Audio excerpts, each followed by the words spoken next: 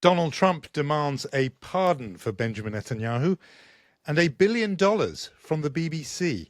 Plus, we'll be speaking to the co-authors of a new book on anti-Semitism, Bianna, Golodryga, and Yonit Levi. It's Unholy. I'm Jonathan Friedland in London. And I'm Yonit Levi in New York. Unholy, two Jews on the news. I remember I used to live in Tel Aviv once. I think I had friends, perhaps a career. But here I am in New York because my co-host did not tell me that after you read a book, there's a whole lot of work doing promoting the book. So right after we did our Unholy tour in New York City, I flew back to Israel for a week, and here I am back in New York. That was my summary of my past 2 weeks, Jonathan. No, you are clocking up the air miles in quite a major way. You are promoting the book. In fact, Unholy listeners will be more aware of that than most, because dropped into their feed is the opening chapter of Don't Feed the Lion. So they can, and if you have not noticed that yet, obviously do it after you've heard this week's episode, but there it is, the opening of the audiobook of Don't Feed the Lion. We're going to talk about that properly with you and your co-author, Bianna Golodryga, later on in the podcast. But how's it feeling? A book now out in the world, off your laptop and in the hands of readers. It's quite a feeling, isn't it?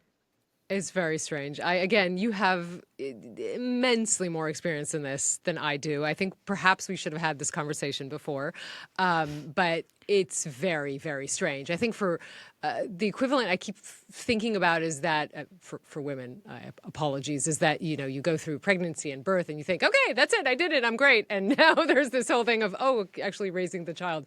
So it's a little bit like that in the sense that you're like, I thought the tough work was actually writing this and getting it published and going through editing and, and now it's like, oh, wait, we now need to tell the world and hope someone buys it and likes it. So it's that kind of stage now. And we'll talk about this when we talk about the book later in the show, but just the sort of the most moving moments are when, kids come up to us and kids talk to us and either they read it or something that we say resonates with them. And that is kind of that great moment. I think you had that moment. I mean, it's a different kind of experience, but when we had Unholy Live in New York City and Secretary Hillary Clinton came up to you and said, I read your book, and she kind of summarized it to you, I think you had that kind of moment of serendipity that you say, hey, my book is out in the world and it means something to someone. So, that's where we are right now. Pretty exhausted and just kind of hopeful. Well, Mazal Tov, it's a very big deal having a book done and out in the world. As we say, you can hear Chapter 1 in your podcast feed, Unholy feed. And we will, I hope, hear Chapter 1 of The Traitor Circle next week, as read by the man himself, Jonathan Friedland. We'll also it's quite true. Week, it's quite true. We're doing the a drop of the, I think it's the opening couple of the author's note, the prologue, just to get you a flavour of the Traitor Circle. So, Unholy listeners, double serving from both of us with these other lives writing books and a sample of the audio version. It's quite true. I read the one for my one. That's a whole other thing in terms of as a process to go through being in a very, very small booth for 3 days solid. That's a whole other experience. But wonderful. We'll get into the book properly with you and Bianna later on. But even as you are jetting across the planet, some very interesting news coming out of Israel. I don't know how able you are to keep up with the news in Israel now that you're in New York.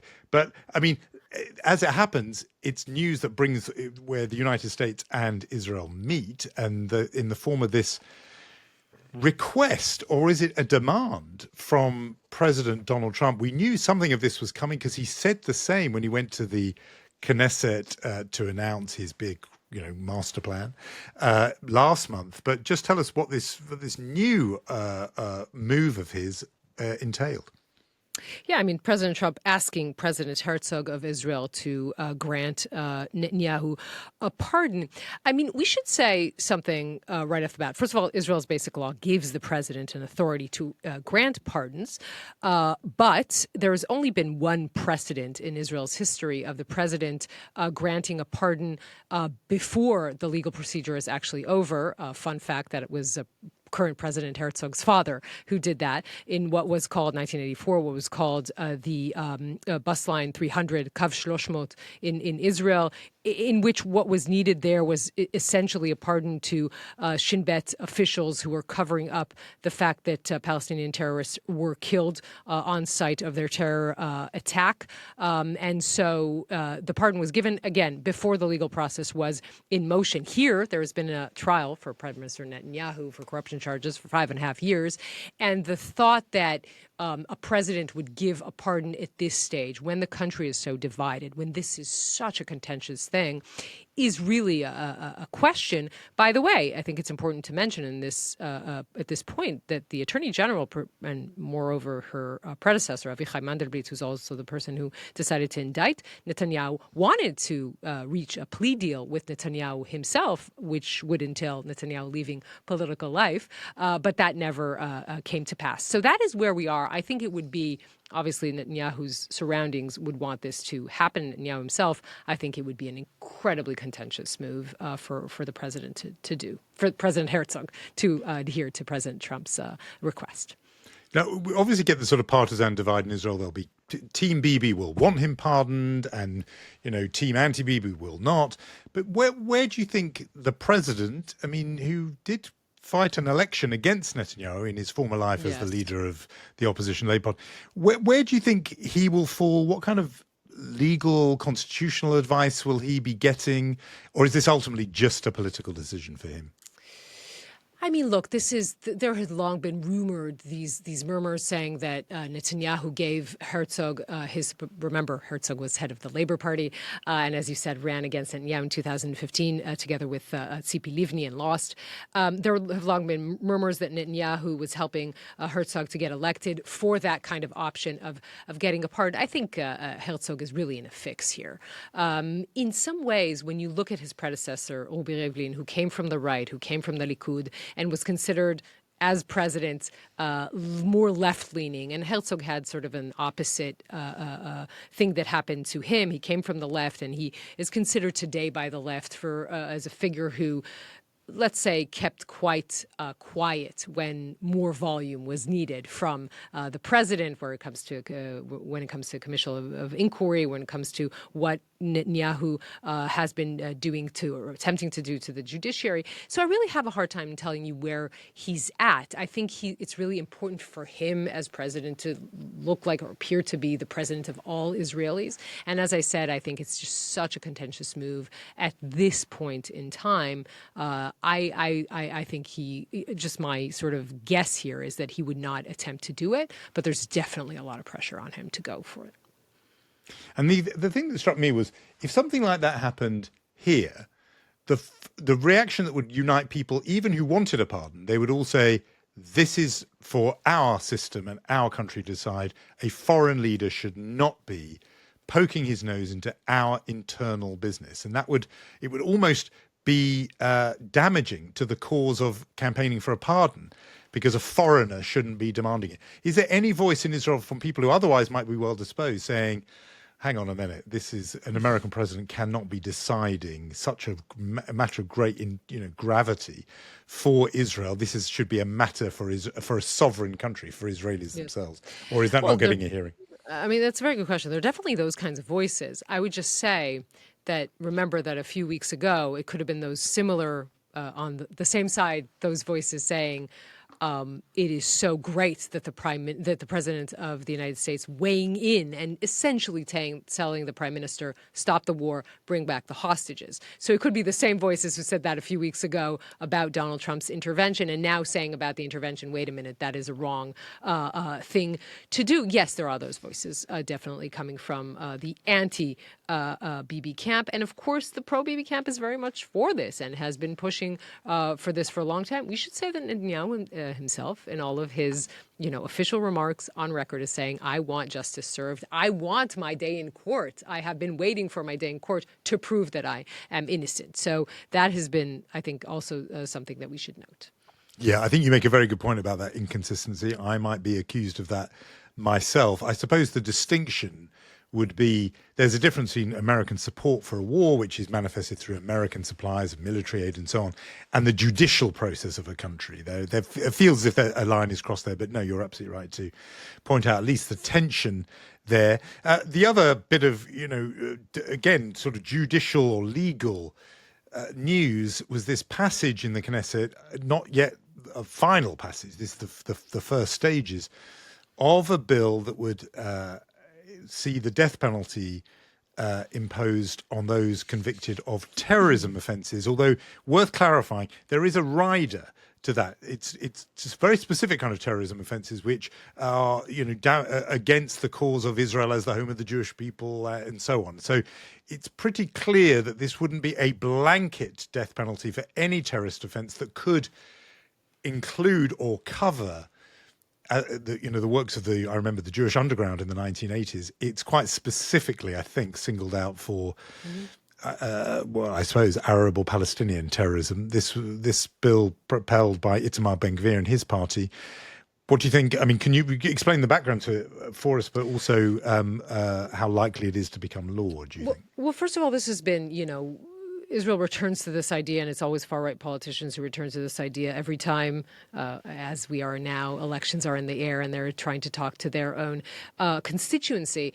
We should say the defense echelon in Israel for years and still to this day has said this bill is counterproductive. It's not only will it not help fight terrorism, as I said, it could actually have the opposite effect.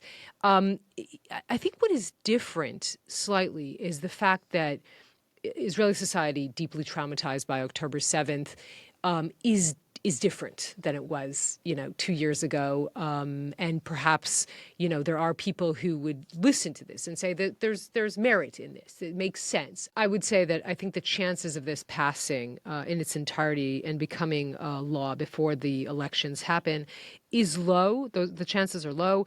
But we are seeing a sort of flurry of activity because you can feel that kind of, feeling of elections are coming close. The other thing that Netanyahu would want and his coalition would want to make sure is not to have a state's commission of inquiry into what happened on October 7th and what led to October 7th. Netanyahu made this statement saying that vast portion of the people in Israel will not trust members of an independent state commission of inquiry. The difference, what Netanyahu is suggesting, is having a governmental commission of inquiry. The difference is a big difference, which means that Netanyahu, in that kind of format, is the one who is appointing the members of that commission of inquiry and not an independent inquiry set up by a Supreme Court justice.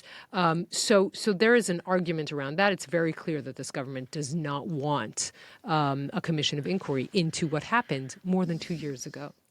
Yeah, I mean, it's early to get to our chutzpah awards because they come later, but it is quite a chutzpah for him to say the public don't want this, the independent inquiry, when the polling is so overwhelming that this is exactly what the public want.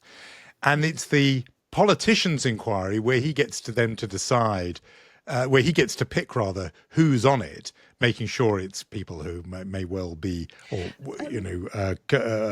well disposed to him, not completely, but a big body of them. It seems to me a chutzpah because obviously the public are loud and clear. They want the same kind of independent commission of inquiry, judicially appointed, that Israel has always had before, whether it's the Kahan Commission after the Lebanon War in 1982 and so on. That's the model. Not after the Yom Kippur War.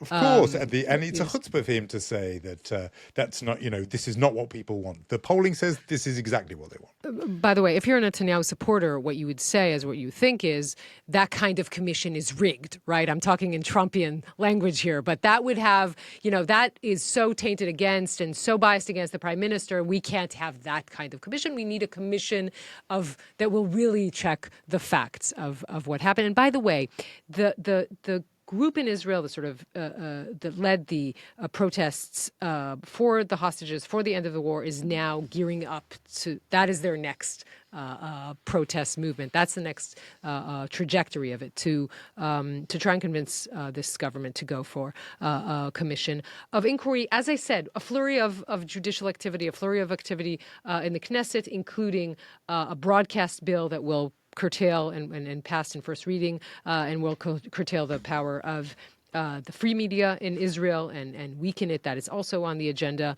of this coalition. Importantly, and we also saw, again, each politician talking to their constituency, the decision by the Minister of Defense, Israel Katz, to close the military radio, Galei Zahal.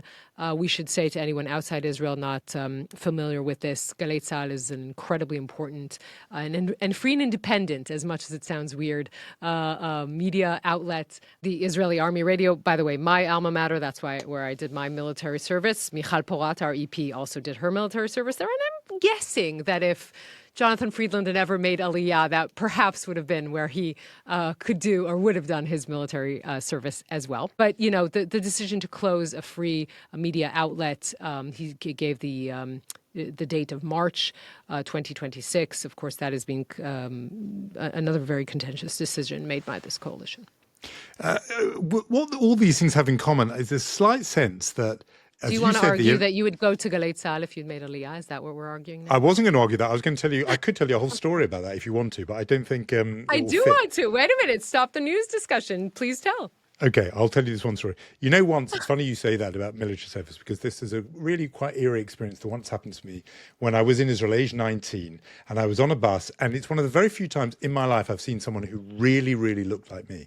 It was a kind of doppelganger, and the same hair color and the glasses and everything, sitting on a bus, and I thought, God, that's really funny. That is what I would look like if I was a 19-year-old Israeli man in my army uniform. And he got up, and then I saw on the shoulder the kind of epaulet that indicates the military branch you serve in, and it was the microphone of Galei Zahal. And I thought to myself, well, that really is that's a kind of sliding doors thing. That is the other me in this other universe. So it's very funny you should say that, because I have had that thought myself, even if it was nearly 40 years ago.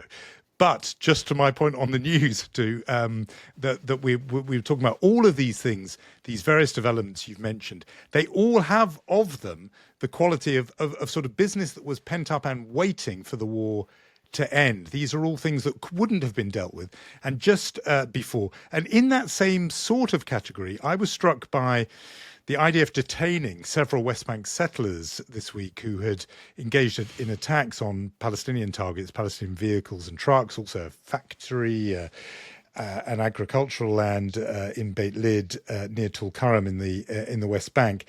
This has been rumbling on for a long time, but it couldn't really get much sort of focus when the war was being fought in Gaza, this other front in the West Bank.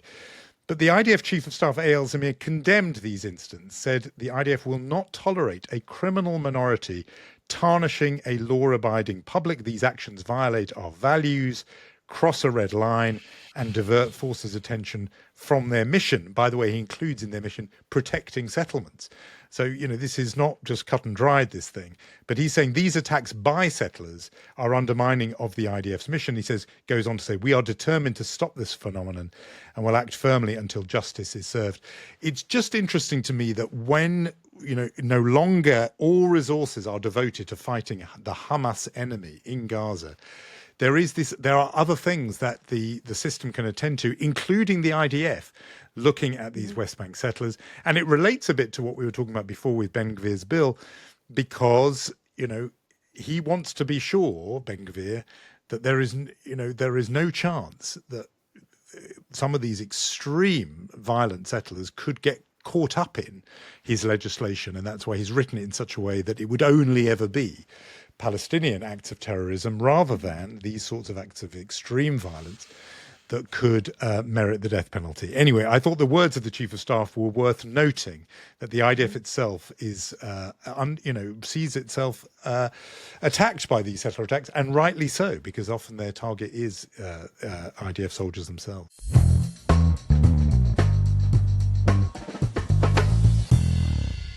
So now we want to talk about what is happening in your neck of the woods, Mr. Friedland, and that is the BBC story. Let's start rolling the ball on that.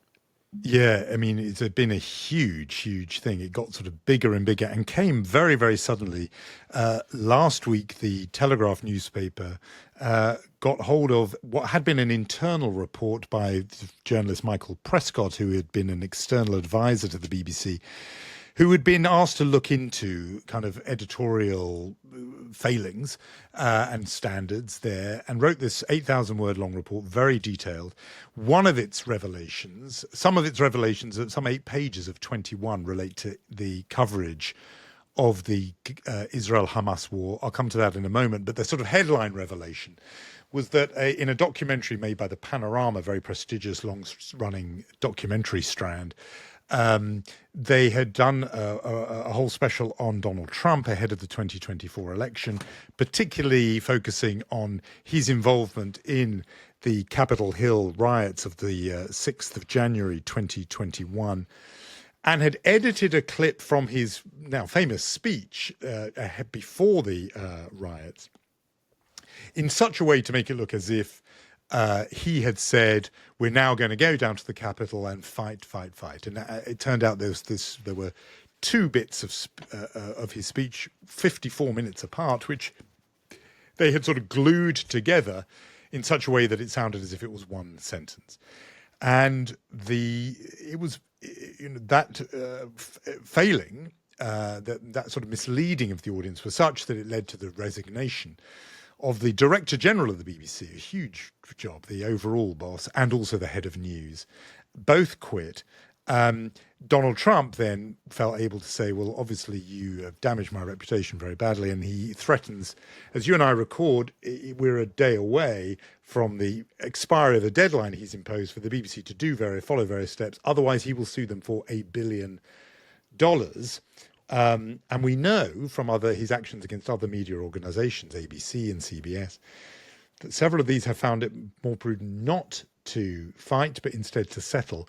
And yet the idea of Britain's national broadcaster spending some of its very limited public funds, public money, license payers' money, to put in the pocket of Donald Trump, it is a politically impossible position.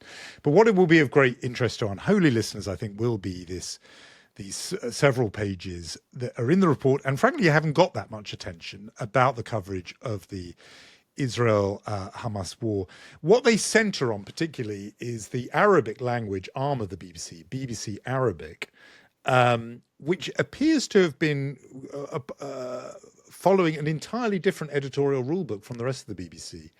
The report gives many examples of how coverage, for example, of aspects of the story that were from the Israel point of view, including on the hostages and other things, would appear on the BBC in English and just either not appear or appear in much reduced form on BBC Arabic. There was also a question of using regularly as pundits, as contributors, Arabic-speaking journalists who had posted on social media or said elsewhere, overtly anti-Semitic things. It used contributors, one of whom suggested Jews should be burned, as Hitler did, in quotes there, and another regular on BBC Arabic described Israelis as less than human and Jews as devils, and that person appeared a staggering 522 times between November 2023 and April of this year, always introduced as a journalist. So those things have got much less attention than this Trump editing story, partly because it's just a huge confrontation now between Britain's national broadcaster and the President of the United States. But these remarks here, these findings here rather, echo those observations of campaigners, including Danny Cohen, the film producer, a former BBC executive who came on the podcast to talk about some of these things. They have been saying for a long time that there is a really systemic institutional problem at the BBC. And not only on BBC Arabic. I mean, they were talking, I think also the report is talking about problems in impartiality also in the general sort of coverage of the Israel-Hamas war. I mean, there is less on that and there's less detail on that. Look, my view on this overall is that the BBC, I don't think anybody can defend that edit. I mean, you're in broadcasting, you just know that if you do those in TV journalism, particularly, if you do edit one thing from somewhere and another line from somewhere else and put them together, you have to be transparent about that. I mean, it's very easy to do on TV. People might never notice. But on something as difficult as this and as politically charged as this, you needed to indicate that. And on the rest of it, there is obviously a huge problem and it needs to be addressed. I say this particularly, and full disclosure, I present a program for the BBC on BBC Radio 4 called the Longview History Program. Another podcast. Well, it's a radio show and podcast, sort of. The point being, the BBC is an essential institution. It is vital that it's trusted. It's still the most trusted media organisation. In the world that we have now of disinformation, misinformation, and partisan information, the idea of a broadcaster that just tries to get it straight is such a noble idea. I've stressed the word idea and ideal. It's essential in a world where you can't have, left-wing facts and right-wing facts. You need the facts. It means the BBC's reputation must be bulletproof. It has to be purer than pure. And what comes through in this report is these concerns about bias were made to executives, and their response was very often defensive rather than constructive. They did not try and deal with it. So there has to be a huge sort of, internal reckoning with the findings of this report. My slight concern is in all this focus on Trump and the edit, I'm not sure that's going to be coming, but I do think it's necessary. I mean, I just as a viewer of the BBC in English, there were so many times where, as an Israeli, you felt that bias. I know that the report doesn't cover all of it. I think we should mention, and you mentioned him, Danny Cohen, who is the ex-director of the BBC, who said this week in response to all this that the BBC owes the Jewish community in the UK an apology first and foremost. And now we are going to do something different, I think, on the podcast.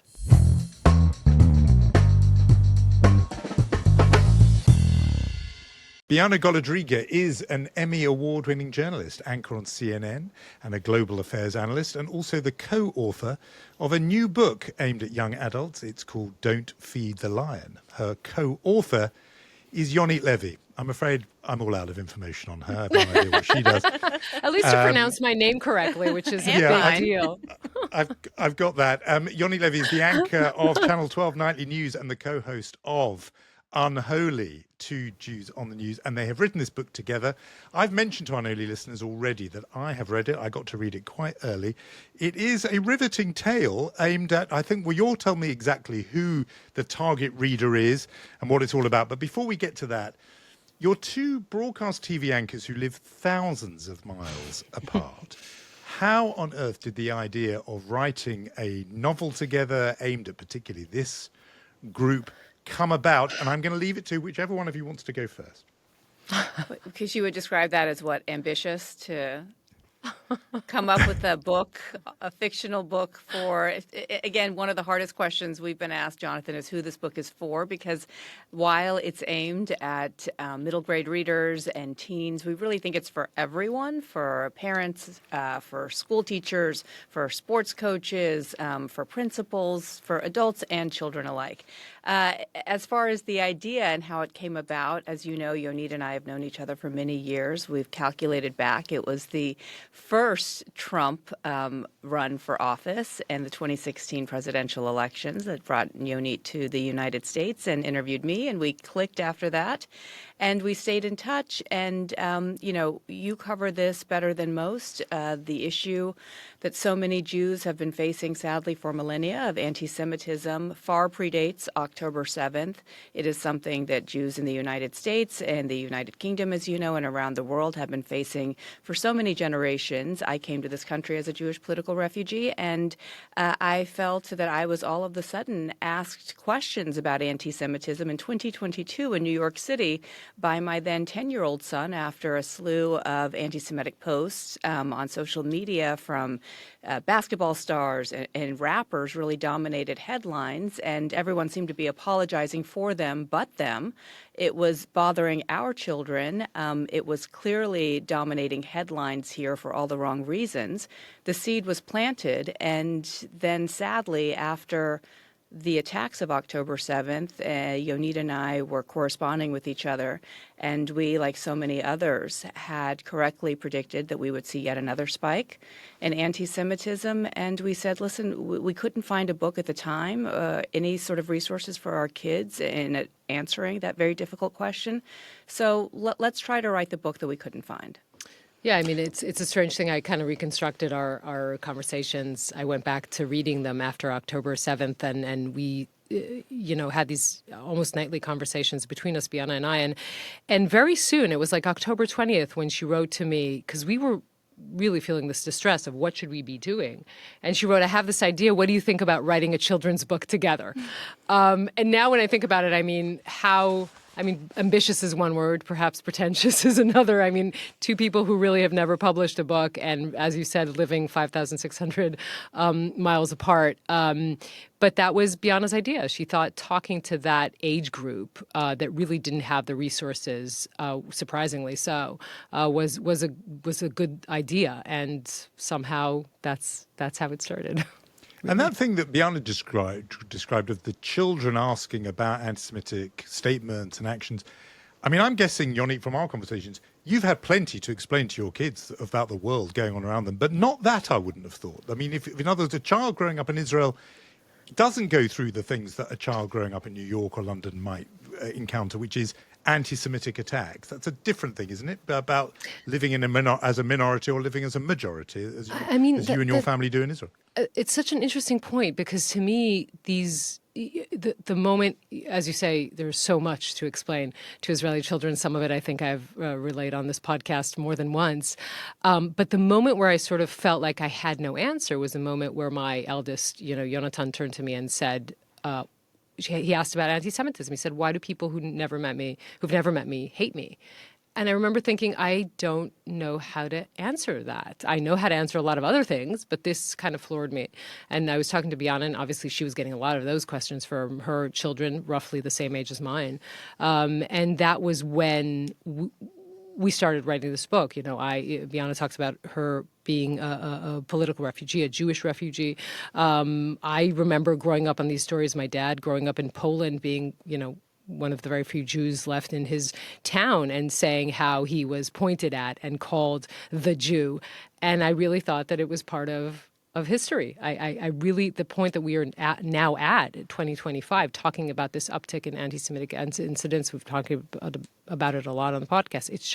It's shocking and heartbreaking. And we were trying to do something to help. Maybe this sounds like very self-involved, to help us first and foremost, and perhaps, help kids around the world. I think our meaningful meetings were with the kids who were talking about this, and that was, really meaningful for us. I want to hear about that, about those encounters in a moment. I'm just interested in just one decision you've made, which is that we should explain the inciting incident of the story is that you've got a boy of bar mitzvah age who comes across he plays soccer. The locker in the locker room is scratched, daubed with a swastika. That's the thing that sets the whole story in action. How he reacts to that, how his sister, parents, grandparents. It sort of sets off a kind of explosion in their world. But you made a decision, both of you, which is to set this story before October the 7th, 2023. The book makes a point of telling us it's not then, it's before then. And because, Bianna, you mentioned how there has, and we've talked about it on this podcast a lot, this uptick or surge in anti-Semitism since October 7th. Why that decision to make clear to the reader we're talking about the world before October 7th? So this really is an example. It's a fictional story, as you've noted, but it's an example of art imitating life. So many of the events that we see in this book unfold to this Jewish family that live in Chicago happen to the world. As I noted, the premise for the book really was sparked by a famous basketball player posting anti-Semitic remarks on social media. So the book begins when a world-famous soccer player who ends up, he's the protagonist in this book, he's his favorite soccer player. He makes an anti-Semitic remark that goes viral.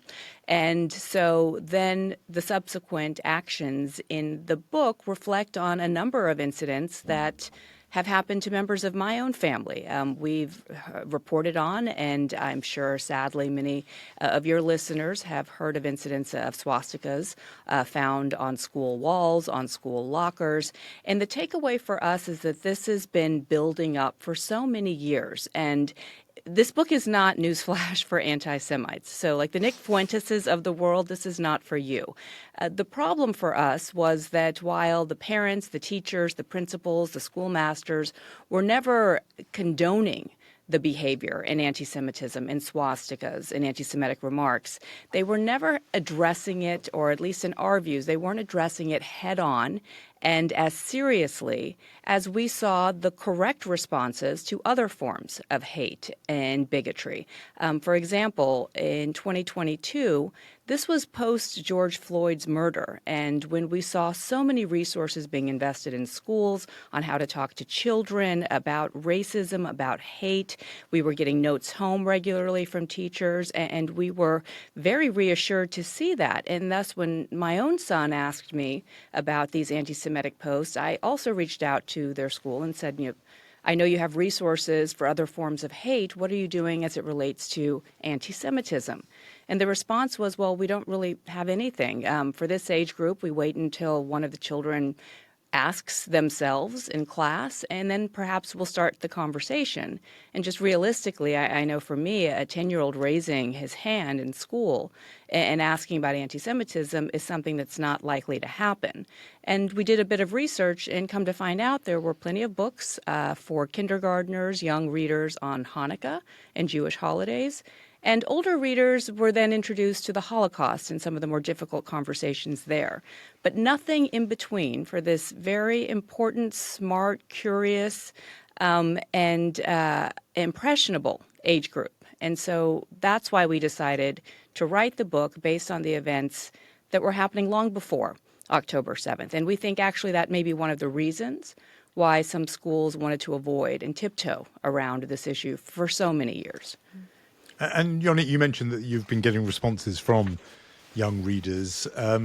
Just tell us about those.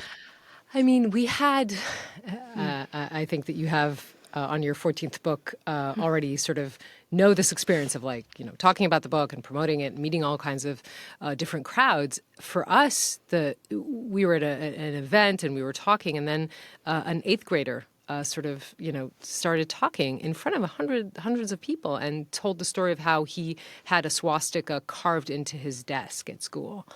And I think he also said that someone carved Heil Hitler on the desk, and it was really shocking. I mean, as much as we talk about this, and there are numbers and statistics, and we wrote this book and we wrote about this family, but suddenly to sort of be confronted by this story. And after that, his mother, we can tell that story that his mother reached out to Bianna and said that was the first time he actually told that story in front of so many people. So it gave us that feeling like perhaps this is what we wanted it to be. A conversational starter, something that people, and of course not only Jews, and for beyond that community, to talk about this and not kind of hide it, so to speak, under the table, but talk about it. And the more we kind of meet kids talking to us, it's just this amazing experience. This is who we wrote it for at the end of the day. And if it speaks to them and it starts this conversation with their families, with the communities, then I feel like we did something. In that, I mean, that's an amazing story, and because it so directly matches what happens in the book. I was interested, Bianna, what you make of those cases that can also happen in schools or in workplaces that are not so clear cut, that don't come with a swastika and a Heil Hitler, but are more ambiguous. It's the insinuation, a slight remark, which you just feel there's something behind it. Somebody says, well, you lot would know about that or something, and you feel there's an undercurrent. Is that harder? I'm just wondering, in schools where people feel there's something a bit subtle, insinuated, is that harder to deal with in a way than something as direct and unambiguous, incontestable as the anti-Semitism that happens in your story?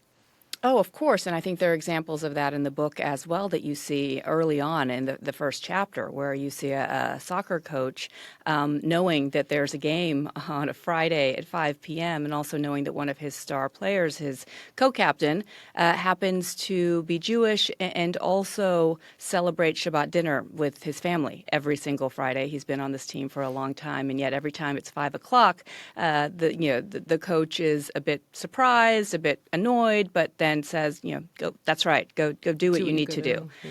And that line really resonated with me, because you're right. It's the swastikas, it's the blatant anti-Semitism that's addressed.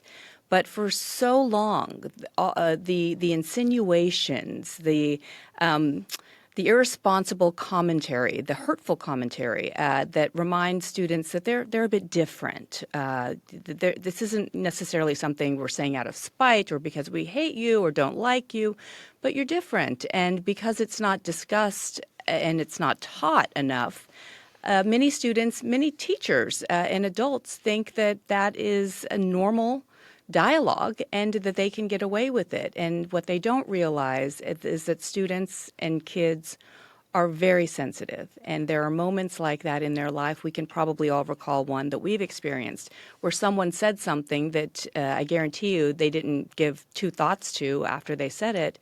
And it stayed with you for the rest of your life. And there are many moments like that in this book, and sadly many moments that I think many Jews have experienced and encountered as well. Yeah, I think that thing about going over the line over and over again in your mind, what did they mean? What did they say? You capture some of that. Because you mentioned family, there's something unusual about this book, Yonit, which is the grandparents loom larger than the parents in this book. And that's not... that.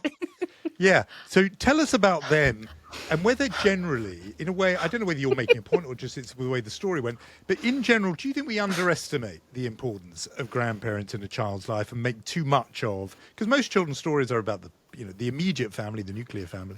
Yeah. You've obviously made a different statement here. So tell us about that.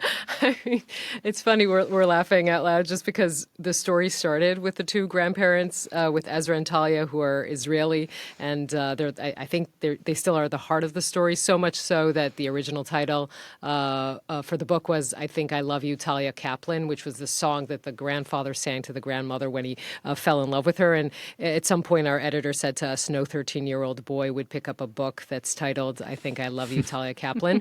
And that was probably the hardest conversation Bianna had. She called me up and she's like, we have to talk about the title. And I was very emotionally connected to it, so I had a hard time. And to us, I think there was this moment where we realized that if it's a children's book, then the heroes have to be the kids. And it's going to be three narrators. Two of them are the grand son and daughter of Ezra and Talia. It's Theo and Annie. And then their non-Jewish friend and ally, Gabe.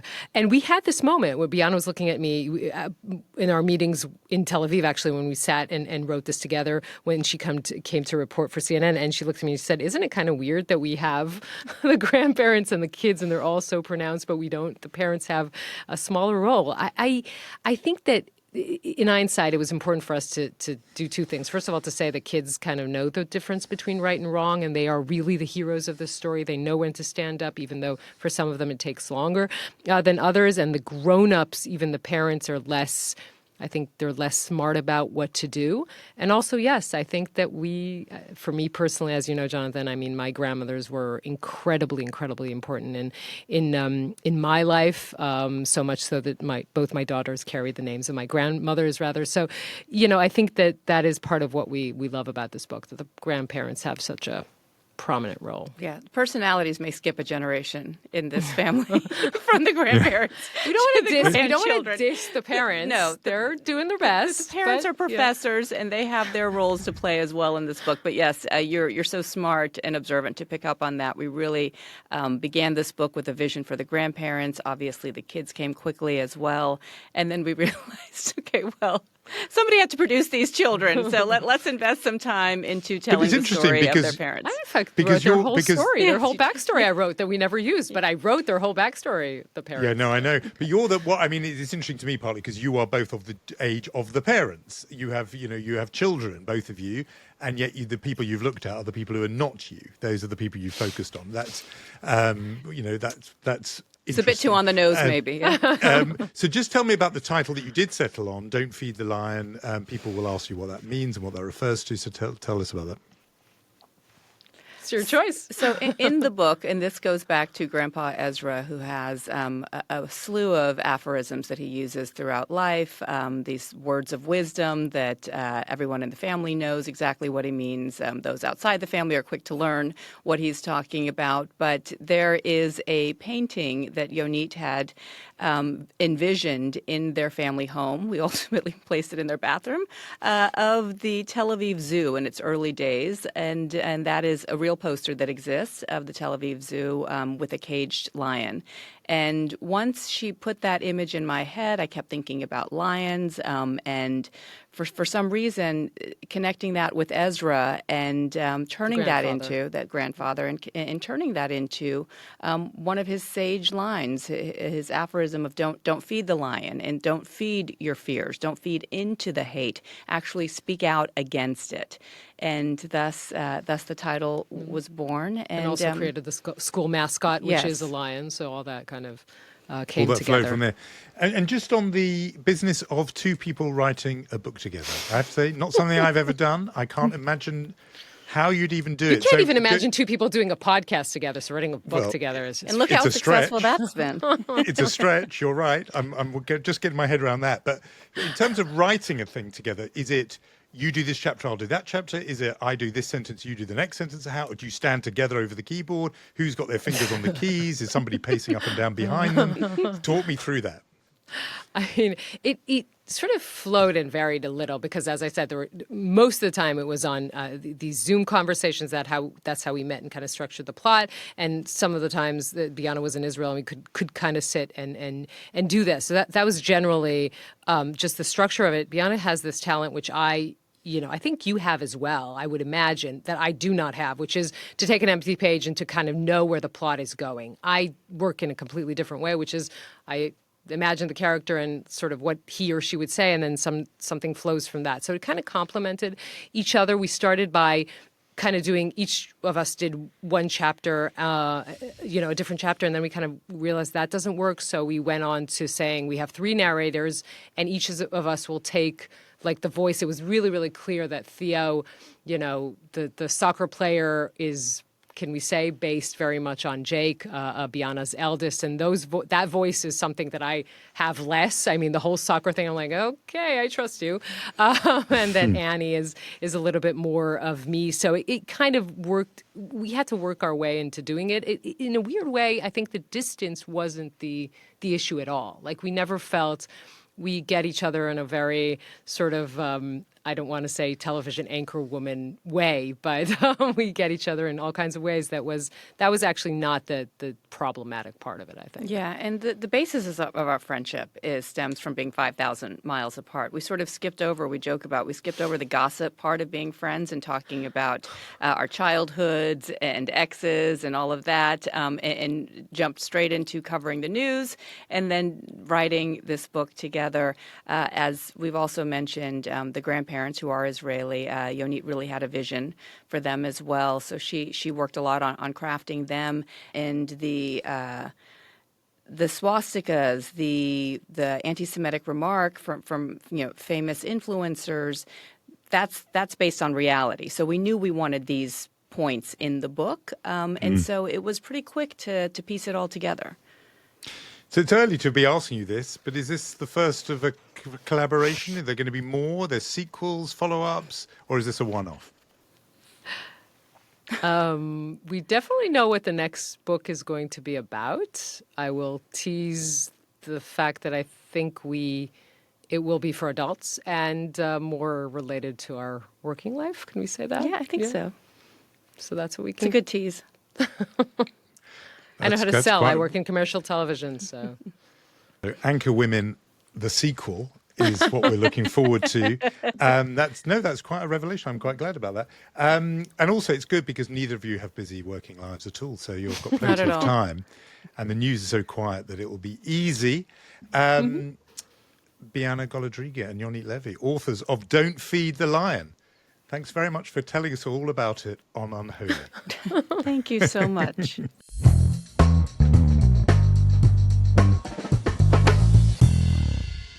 Very good interviewee. I always learn so much from Yonit Levi whenever she's on the podcast. And Bianna as well, obviously wonderful. But what did you learn from hearing Yonit Levi in talking about her book, Yonit? I don't think I like that position when you ask me questions. I don't think I want to be doing that again. It's a little bit, it was fine. It was fine, but I'm like, a little on my toes there. Okay. No, it all worked brilliantly, and people will know now where to get the book. Should we do our awards and return to our usual business? Yes, sure. I'll just mention that, as you said, one thing, you were one of the first readers of this, and you gave a lot of comments, which we, I think, fixed. So thank you for that, Jonathan. That was very, very helpful in the construction of this book. Okay, so our awards.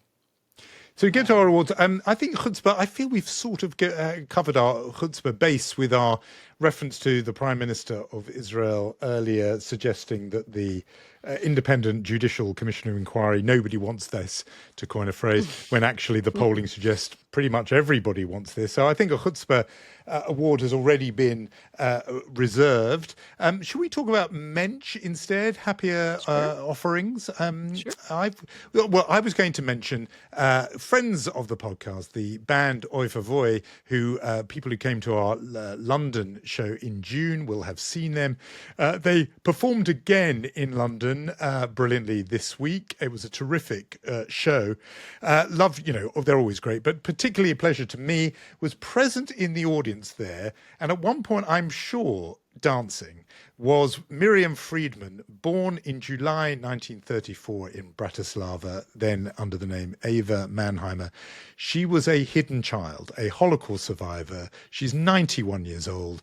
And how many times will she have been given the opportunity to dance to music with a sort of Jewish theme, to fantastic sort of dance music, rock beats, etc., than she got this week, thanks to Oi Voy. So it was a brilliant show, lots of people there, but it was a great pleasure to see Miriam Friedman, who has had an amazing life, by the way, as a sort of yoga instructor, meditation mentor for generations of teachers. A whole lot of her students were there too. But she, at age 91, couldn't help but be caught up in the rhythms of Oi Voy. Brilliant concert, brilliant show. And the moment they did the song Dance Again, which of course is how they closed our London live show, inspired by the Nova Music Festival and the survivors of that. It was a beautiful moment. They are wonderful musicians. So an award for them and Miriam, I think, as our mensch nominee. They're certainly from this end for this week. Completely.